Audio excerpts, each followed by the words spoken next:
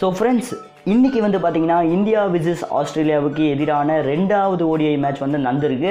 So இன்றைக்கி நடந்த match வந்து செம்ம த்ரில்லிங்காக வந்து மேட்ச் வந்து போச்சு. இந்திய அணி வந்து பார்த்திங்கன்னா 8 ரன் வித்தியாசத்தில் அபார வெற்றி பெற்றாங்க.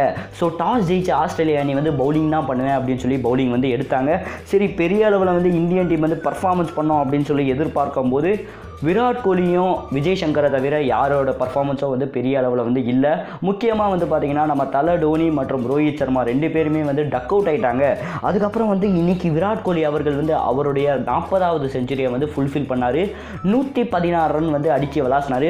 முக்கிய காரணமே வந்து பார்த்திங்கன்னா இந்திய அணி வந்து டோட்டல் வந்து அதிகமாக வந்தது காரணமே வந்து விராட் கோலி தான்.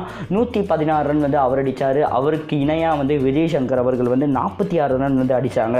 ஸோ ஒட்டுமொத்தமாக வந்து இந்திய அணி வந்து 250 ரன்னுக்கு வந்து ஆல் அவுட் ஆகிட்டாங்க. ஓகே, 251 ரன் வந்து ஒரு நல்ல டார்கெட். ஸோ எப்படி வந்து ஆஸ்திரேலியா அணி வந்து சேஸ் பண்ணுவாங்க அப்படின்னு சொல்லி பார்க்கும்போது ஆரம்பத்தில் வந்து அவங்களுடைய பார்ட்னர்ஷிப் வந்து ரொம்ப அற்புதமாக வந்து ஆரம்பித்தாங்க. ஆனால் வந்து போக போக மேட்சே வந்து அப்படியே வந்து எசகு பெசகாக வந்து போயிடுச்சு. ஓப்பனிங் அப்படின்னு சொல்லி பார்க்கும்போது ஆரான் ஃபின்ச் மற்றும் உஸ்மான் கவாஜா 2 பேருமே வந்து செம்மையாக வந்து ஓப்பனிங் வந்து பண்ணி கொடுத்தாங்க.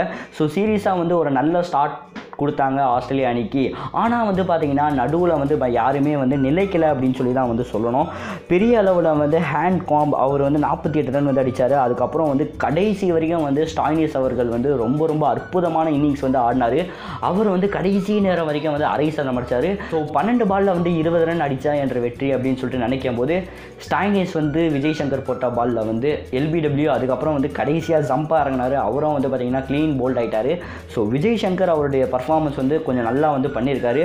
பட் இந்திய அணி வந்து இன்றைக்கி வந்து சீரியஸாக ஒரு த்ரில்லிங்கான வெற்றி தான் வந்து பதிச்சிருக்கு. இன்றைக்கி நடந்த மேட்சை பற்றி என்ன நினைக்கிறீங்க, அதுக்கப்புறம் இந்தியன் டீமோட பர்ஃபார்மன்ஸை பற்றி என்ன நினைக்கிறீங்க அப்படின்னு சொல்லிட்டு உங்கள் கருத்தை மறக்காமல் கமெண்ட் பாக்ஸில் கமெண்ட் பண்ணுங்கள்.